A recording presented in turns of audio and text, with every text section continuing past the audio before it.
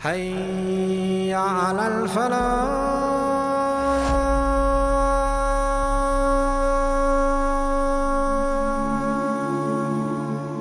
نبی پاک صلی اللہ تعالیٰ علیہ وسلم نے ارشاد فرمایا کہ میں ملت ابراہیم پہ ہوں۔ حضرت ابراہیم علیہ السلام کے سیرت کو، سوانح کو، ان کی زندگی کے واقعات کو قرآن مجید نے متعدد مقامات پہ بیان کیا ہے۔ انبیاء کرام علیہم السلام 1,24,000 کم و بیش ہوئے، لیکن دین اسلام میں نبی پاک علیہ السلام کی امت میں جو مقام حضرت ابراہیم کا ہے وہ بس انہی کا ہے۔ ان کی زندگی ایک بڑی خوبصورت، بڑی منفرد اور مسلمانوں کے لیے بڑی اسوہ نور دینے والی زندگی ہے۔ نبی پاک صلی اللہ علیہ وسلم نے فرمایا میں اپنے باپ حضرت ابراہیم کی دعا بن کے دنیا میں آیا ہوں۔ اور پھر محبوب پاک سید عالم صلی اللہ تعالی علیہ وسلم نے اپنی امت میں بھی جناب ابراہیم کے طریقے کو جاری رکھا۔ صحابہ نے قربانی کے بارے میں حضور سے پوچھا ما ھذہ الاضحیہ، یا رسول اللہ صلی اللہ علیہ وسلم یہ قربانی کیا ہے؟ تو فرمایا سنت ابیکم ابراہیم، یہ تمہارے باپ حضرت ابراہیم کا طریقہ ہے، یہ تمہارے باپ حضرت، حالانکہ قربانی نبی پاک صلی اللہ علیہ وسلم کا بھی طریقہ ہے، لیکن فرمایا تمہارے باپ حضرت ابراہیم، حضرت ابراہیم کے ذکر کو باقی رکھا۔ اللہم صلی علی محمد وعلی آل محمد کما صلیت علی ابراہیم وعلی آل ابراہیم، ان کے تذکرے کو باقی رکھا دین کے اندر۔ حضرت ابراہیم بڑی امتیازی شان والے نبی ہیں، بڑی امتیازی شان والے۔ رب کریم کا وہ دوست جس نے کوئی چیز بچا کے نہیں رکھی، ہر شے ہی اپنے رب کی بارگاہ میں پیش کر دی۔ چند چیزوں سے انسان کو بڑا پیار ہوتا ہے، گھر اسے بڑا پیارا ہوتا ہے۔ وہ بڑا خوبصورت ہوٹل، 5 سٹار ہوٹل میں رہا، وہ اسلام آباد گیا، کسی سفر پہ گیا تو بڑے اعلیٰ قسم کے اس کو کھانے ملے، بڑی چیزیں ملی، لیکن کبھی دائیں کروٹ کبھی بائیں کروٹ۔ تو ساتھ بیڈ پہ دوست تھا تو اس نے کہا صاحب سو جاؤ، تو اس نے کہا یار جو مزہ اپنے گھر میں سونے کا ہے وہ کسی اور جگہ تھوڑی ہے۔ گھر بڑا پیارا ہوتا ہے، انسان لگاؤ ہوتا ہے، جس بے تکلفی سے، سکون سے، آرام سے انسان اپنے گھر میں وقت بتاتا ہے، کہیں اور مشکل ہو جاتا ہے۔ دوسرا، انسان کو اولاد بڑی پیاری ہوتی ہے، بڑی عجیب شے، نہ ہو تب بھی بڑا دکھ ہے، اور ہونے کے بعد بھی اس کی بڑی آزمائشیں ہیں۔ یہ بڑی ایک میٹھی چیز ہے۔ اولاد ایک بڑا عجیب سا میوہ ہے، پتہ نہیں یہ کس انجیکشن کا نام ہے کہ چھاتی پر چڑھ جائے تو اللہ سکون عطا فرما دیتا ہے، پتہ نہیں کس ٹھنڈی دولت کا نام رب کریم نے اولاد رکھا ہے۔ بڑی پیاری ہوتی ہے اولاد۔ پھر تیسری چیز انسان کی اپنی جان ہے، اور یہ اتنی قیمتی شے ہے کہ اللہ کریم نے فرمایا کہ اگر تیری گردن پہ کوئی آدمی پستول رکھ کے، تلوار تیرے گلے پہ رکھ کے کہے نا کہ رب کا انکار کر دے ورنہ مار دوں گا، تو فرمایا وقتی طور پہ میری ذات کا انکار کر پر جان بچا جا۔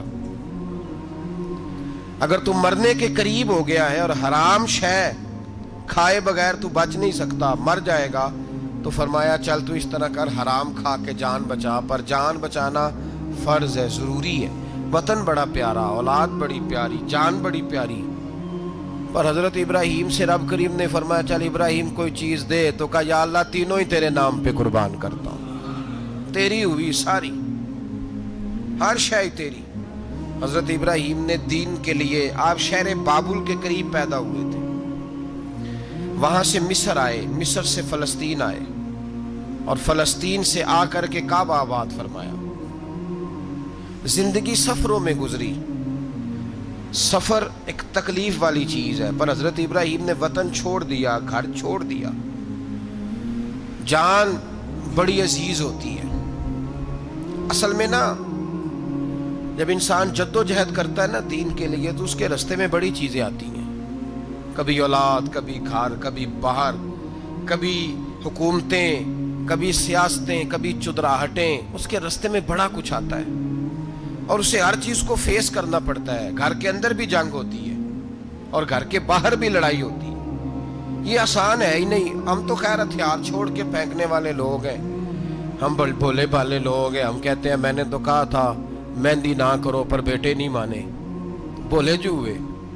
اسی طرح حالانکہ اگر وہ بیٹا کہے نا کہ ابا جی لاؤ زندگی میں سارا کچھ میرے نام کرو، تو پھر ہم بولے نہیں ہوتے. اور اس وقت ہم تیز ہوتے ہیں، کہتے ہیں یہ کیسے ہو سکتا ہے، ہاتھ کاٹ کے دے دوں. اس وقت نہیں. دین کے معاملے میں بولے ہوتے ہیں. بیٹا بد مذہب کے پاس جا رہا ہے تو اس وقت ہم بولے بھالے ہیں، کوئی عرض نہیں. لیکن اگر وہ اپنی پسند کی شادی کرے ہمیں کراس کر کے، پھر ساتھ ہی ہم تیز ہو جاتے ہیں. تو حضرت ابراہیم نے جب دین کے لیے نکلے تو جد و جہد کی، گھر کے اندر بھی گھر کے باہر بھی. آپ کے والد کا نام طارق ہے، وہ توحید پرست تھے، ایماندار تھے، پرہیزگار تھے. آپ کے چچا کا نام آزر ہے، وہ بت پرست تھے، بت بیچا کرتے تھے. حضرت سیدنا ابراہیم علیہ السلام جب میدان عمل میں نکلے تو حضرت ابراہیم علیہ السلام نے اپنے گھر سے جہاد شروع کیا. لڑنا پڑا. گھر کے اصولوں سے، چچا نے جو رواج بنائے ہوئے تھے اس رواج سے ٹکرائے. فرمایا میں اپنے گھر کے اندر یہ بت پرستی نہیں ہونے دیں گا. چچا کو ایک دفعہ نہیں، بار بار 100 دفعہ سمجھایا. آپ کا چچا بت بنا کے بیچا کرتا تھا. حضرت ابراہیم علیہ السلام تھوڑے بڑے ہوئے تو کہنے لگا کہ چلو میرے ساتھ، تم بھی بت بیچنے ہیں، ہمارا کاروبار ہے. حضرت ابراہیم ساتھ نکلے تو بت پکڑا ہے. گندے پانی کے اندر اس بت کو ڈبوتے ہیں، کہتے ہیں کسی نے خریدنا ہے تو خرید لو، نہ یہ نفع دے سکتا ہے نہ نقصان دے سکتا ہے. جو اپنا آپ نہیں بچا سکتا تمہیں کیا بچائے گا، خریدنا ہے تو خرید لو. چچا کہنے لگا تو کاروبار چمکا رہا ہے کہ تباہ کر رہا ہے. گھر میں بڑے معاملات خراب ہوئے، جھگڑے ہوئے، لیکن حضرت ابراہیم علیہ السلام ایک منٹ کے لیے بھی اپنے گھر کے اندر بھی کمپرومائز کرنے کو تیار. یہ تھوڑا مشکل میں نے پہلو چھیڑ دیا ہے، یہ تھوڑا مشکل پہلو چھیڑ دیا ہے. بڑا سمجھدار آدمی ہے پر بیوی سے پردہ نہیں کرا سکتا. سیانا ہے، پنچایت کا بندہ ہے، جو اسے آپ کہیں گے وہ بات یہ سنائے گا، لیکن کہتا ہے نہیں جی میں نے کوشش کر لی ہے. کس قسم کی کوشش ہے صاحب، کیسے ہو گیا؟ حضرت ابراہیم علیہ السلام نے گھر کے اندر سے فرمایا نہیں کرنے دوں گا. گھر کے اندر بھی ٹکرائے. فرمایا تم جو بھی ہو، پاش پاش کیا چچا کے اصولوں کو. اور باہر جب نکلے تو صرف علاقے کے چیئرمین سے نہیں ٹکرائے، ایم پی ایم این اے وزیر مشیر سے نہیں ٹکرائے. سپر پاور نمرود دنیا کا واحد حکمران تھا اس وقت، دوسرا کوئی حکمران ہی نہیں تھا. اکیلے حکمران سے جا کر ٹکرائے. کوئی ساتھ فوج نہیں تھی، کوئی ساتھ ان کے طاقت بظاہر دنیا داری کی کوئی نہیں تھی، پر حضرت ابراہیم جا کے ٹکرائے. اور میرے رسول پاک صلی اللہ علیہ وسلم نے سند بیان کی. فرمایا افضل الجہاد کلمۃ الحق عند سلطان الجابر. فرمایا سب سے افضل جہاد یہ ہے کہ تو ظالم بادشاہ کے سامنے کھڑے ہو کے حق بات بیان کر دے. یہ سب سے بڑا جہاد ہے. یہ سب سے افضل الجہاد کلمۃ الحق عند سلطان الجابر، سب سے بڑا جہاد. حضرت ابراہیم کھڑے ہو گئے، سپر پاور سے ٹکرائے. یہاں ہم لوگ حکمتوں کا شکار ہیں، دیکھیں گے، کریں گے، سوچیں گے. اور مولوی صاحب کو ویسے کہتے ہیں آپ پرہیز کریں سیاسی باتوں سے. بھئی اللہ کے ہر نبی نے جا کے وقت کے ظالم حکمران کو لتاڑا ہے، للکارا ہے. یہ تو مشن انبیاء ہے. حضرت سیدنا ابراہیم علیہ السلام نے جو اس کو جا کے کہا کہ تو جھوٹ بولتا ہے، تو جھوٹا ہے، تو خدائی کا دعویٰ کرتا ہے، تو بہت بڑا ظالم ہے. اور قرآن مجید نے اس ساری بات کو بیان فرمایا. حضرت ابراہیم علیہ السلام سے کہنے لگا میں رب ہوں. تو آپ نے فرمایا میرا رب تو وہ ہے جو زندہ کرتا اور مارتا ہے. تو پھر آپ حق بات بیان کریں گے تو اللہ مارے گا کہ بندہ مارے گا؟ کچھ بھی نہیں ہوتا، کیونکہ زندگی موت کس کے ہاتھ میں ہے؟ اللہ کے ہاتھ میں. زندگی موت اللہ، کچھ بھی نہیں ہوتا. انسان صحیح سمت کا تعین کرے اور صحیح چلے. حضرت علی شیر خدا سے کسی نے کہا تھا کہ آپ کے بڑی دشمنی ہے، کوئی محافظ رکھ لیں. آپ فرمانے لگے موت خود بہت بڑی محافظ ہے، وقت سے پہلے آتی ہی نہیں. بڑی محافظ ہے، وقت سے پہلے. علامہ نورانی رحمت اللہ تعالیٰ علیہ کراچی جیسے شہر میں رہا کرتے تھے، جہاں گام گام پہ خطرہ تھا. لوگوں نے کہا حضرت اتنے بڑے لیڈر ہو, آپ کی جماعت کی 62 سیٹیں ہوئی قومی اسمبلی میں, ایک ایسا وقت بھی آیا تو کوئی ایک آدمی بندوق والا, آپ فرمانے لگے مجھے ضرورت ہی نہیں, اس لیے کہ جس خدا رسول کے لیے میں نکلا ہوں وہ خود ہی حفاظت کرنے والے ہیں, ضرورت نہیں ان چیزوں کی. تو بھائی حضرت ابراہیم ٹکرائے اور آپ کا انداز کیا ہے؟ جا کے کہا کہ تو نہیں, خدا وہ ہے جو زندہ کرتا. اور اس نے ایک بیوقوفوں جیسی دلیل دی. ایک آدمی کو کل پھانسی دینی تھی تو اس کو بلایا, کہنے لگا تجھے کب پھانسی ہے؟ اس نے کہا کل. کہنے لگا جا تجھے ذات کیا زندگی دی, اس کو چھٹی دے دی. ایک عام آدمی بیچارہ بیٹھا تھا, اس کو پکڑ کے نا کہنے لگا اس کی گردن اڑا دو. کہنے لگا دیکھ لو میں بھی زندہ کرتا اور مارتا ہوں, وہ جو کل مرنے والا تھا میں نے زندہ کر دیا ہے, اور جس کو پتہ ہی نہیں تھا کہ میں نے مرنا ہے اسے پکڑ کے میں نے مار دیا ہے. یہ بیوقوفوں جیسی دلیل ہے.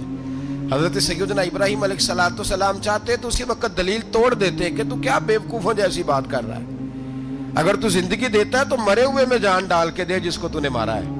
لیکن حضرت ابراہیم نے دیکھا کہ بیوقوف ہے, بیوقوفوں سے بحث نہیں ہوتی, دلیل بدل لی جاتی ہے, ان کی عقل کے مطابق بات کی جاتی ہے. حضرت ابراہیم فرمانے لگے میرا رب وہ ہے جو سورج مشرق سے نکالتا ہے اور مغرب میں غروب کرتا ہے, تو اگر رب ہے تو تو مغرب سے نکال کے مشرق میں غروب کر.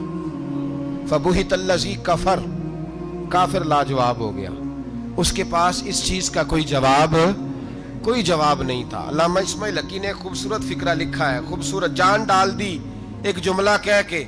حضرت سیدنا علامہ اسماعیل حقی رحمۃ اللہ علیہ فرمانے لگے چونکہ نمرود بیوقوفوں جیسی باتیں کر رہا تھا, اگر وہ یہ کہہ دیتا نا کہ میں سورج کو نکالتا ہوں مشرق سے, میں غروب کرتا ہوں معاذ اللہ مغرب میں نکالتا ہوں, تو آپ اپنے رب سے کہیے کہ وہ مغرب سے نکال کے مشرق میں غروب کرے. علامہ اسماعیل حقی فرماتے ہیں رب کریم کی آواز قدرت تھی, مالک حضرت ابراہیم علیہ السلام کے اس, اگر وہ کہہ دیتا اور حضرت ابراہیم دعا کر دیتے تو رب کریم نے فرشتوں کو تیار بٹھایا ہوا تھا.